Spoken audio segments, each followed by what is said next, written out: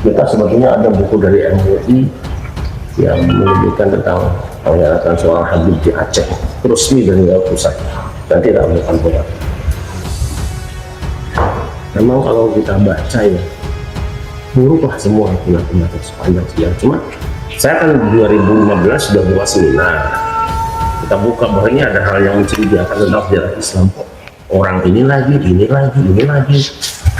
ceritanya seperti ini gitu. Jadi kita walaupun judulnya seminar tentang pengaburan sejarah, tapi mungkin ada hal-hal yang bersifat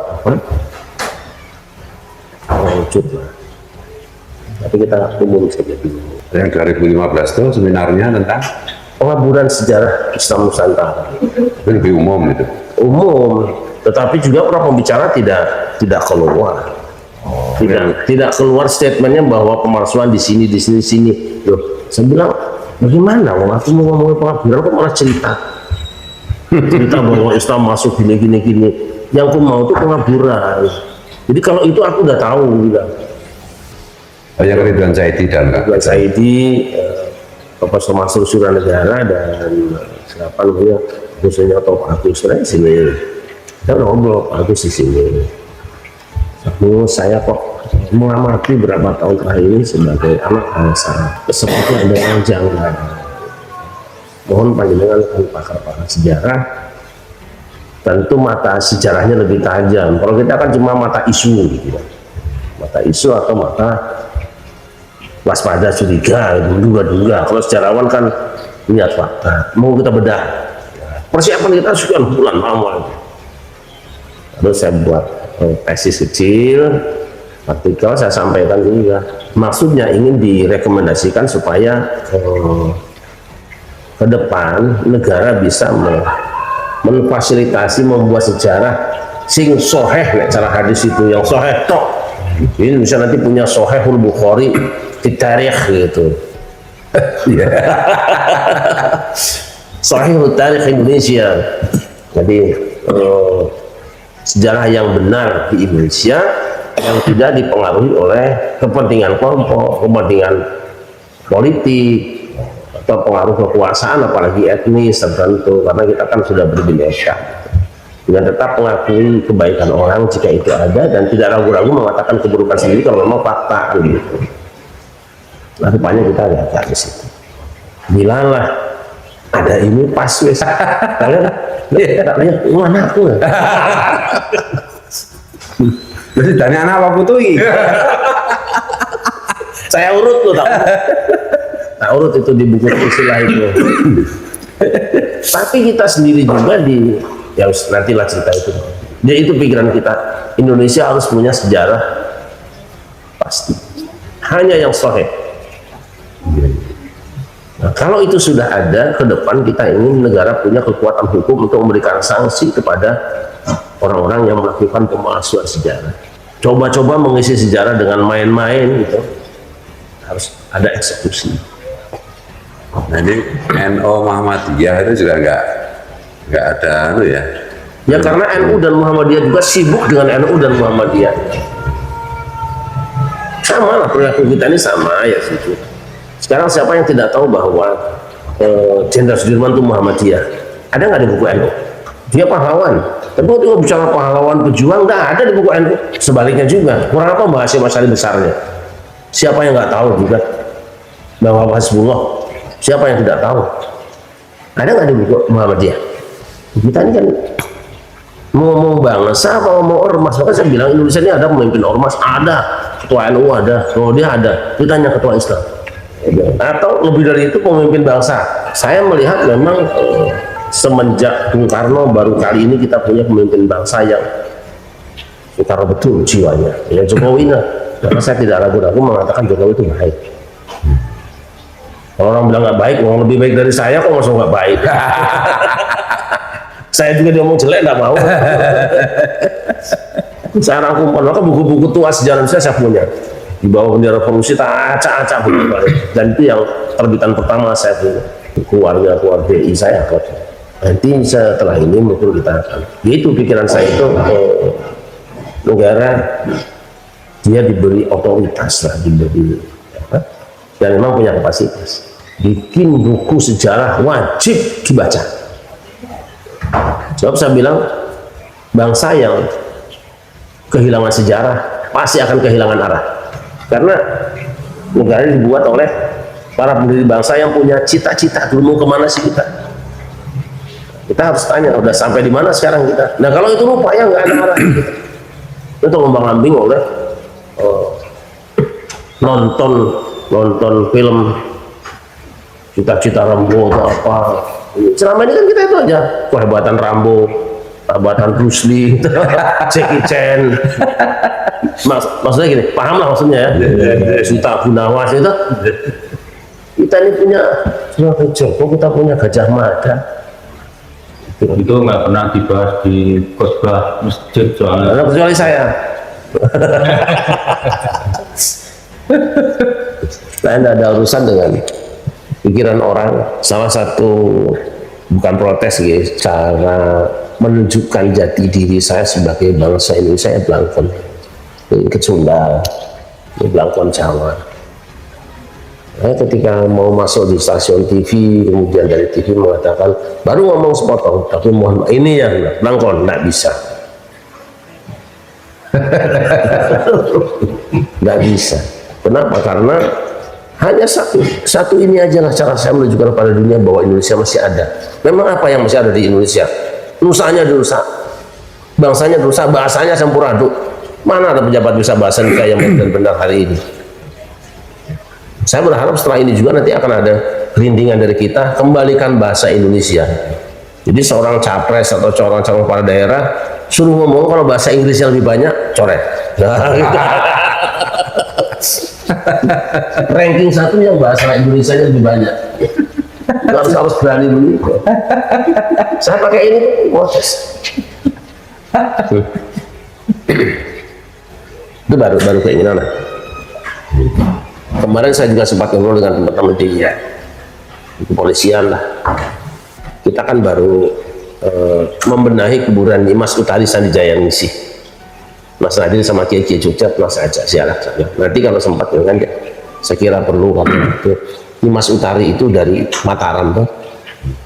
Dari Mataram, orang Telik Sandi, Dom Sumur Ping Banyu.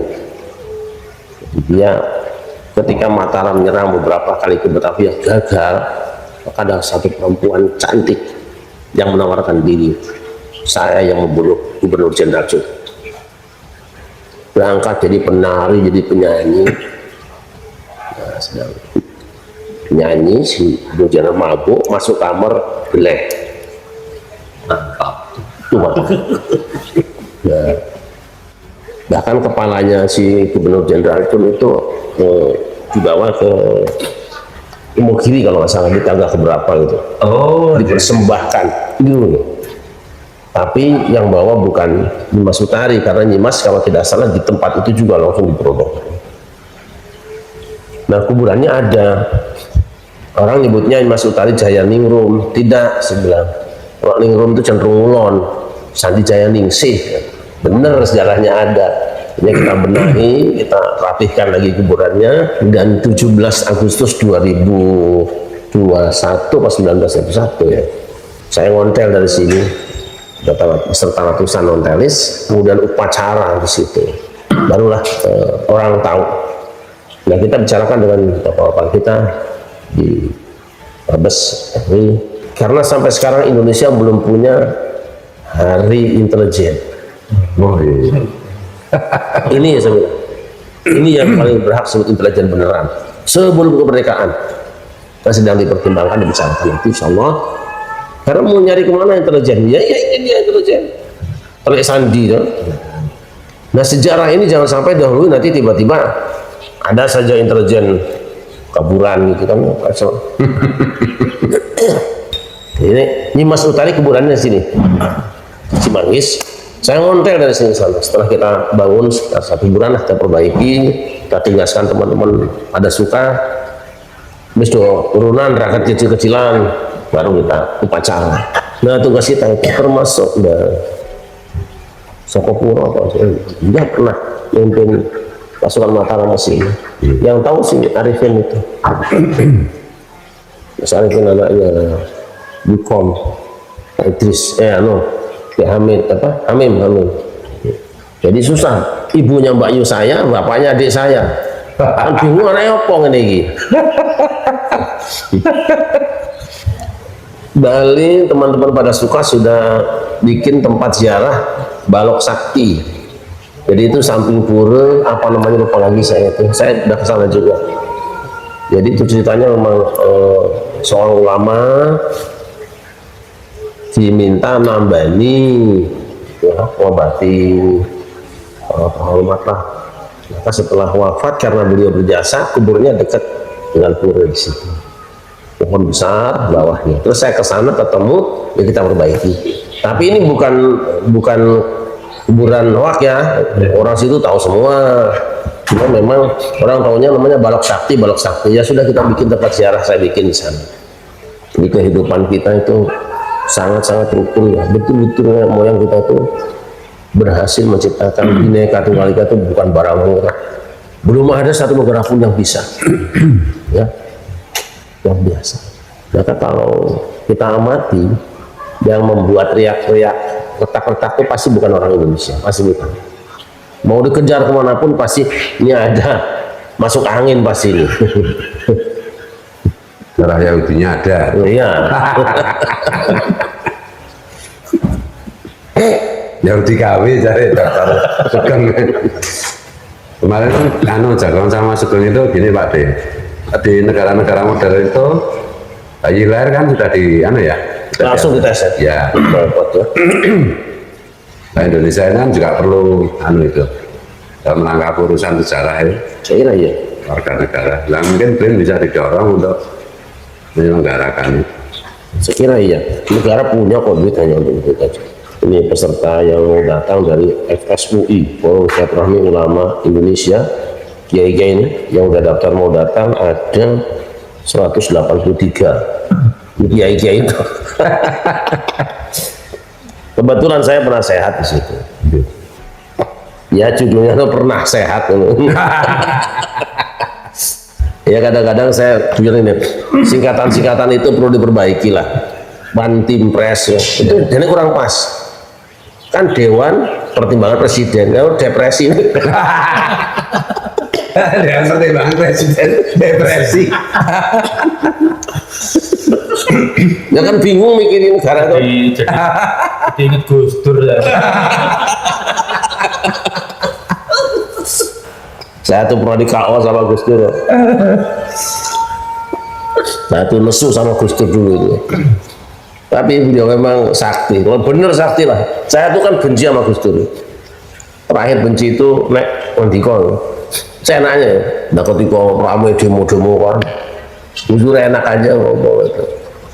Wah nanti kalau presidennya bukan Pak Harto lagi ya Indonesia rusak. Wah ramai, saya kesana, nguruk lah sama teman-teman PTIG kan. Hari Jumat nih gini hari pagi-paginya di jam ini. Saya Gus Dur nih teman-teman saya sendiri kayak mejanya kayak gini nih. Saya di sini Gus Dur sini, nih teman-teman sini. Santai aja. Kan kacang nih.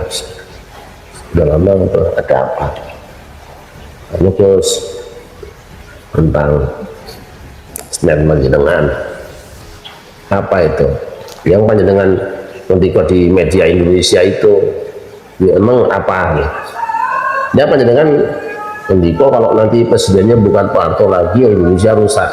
Nah terus ya berarti kan ya ketika orang-orang ingin Pak Harto turun panjenengan kok seolah-olah bela udah. Ya, lantas kalau misalnya nanti berarti kan presidennya Pak Harto lagi ya tidak. Nah kalau Pak Harto lagi ya tambah rusak. Nah ini sudah kita udah siap senjata banyak nih. Oh Gus Dur bilang gini dalil ini habis sekali. Ternyata kita salah paham. Gimana nih? Ya udah selesai. Untuk persiapan senjata banyak itu nggak ada gunanya. Bener itu. Jadi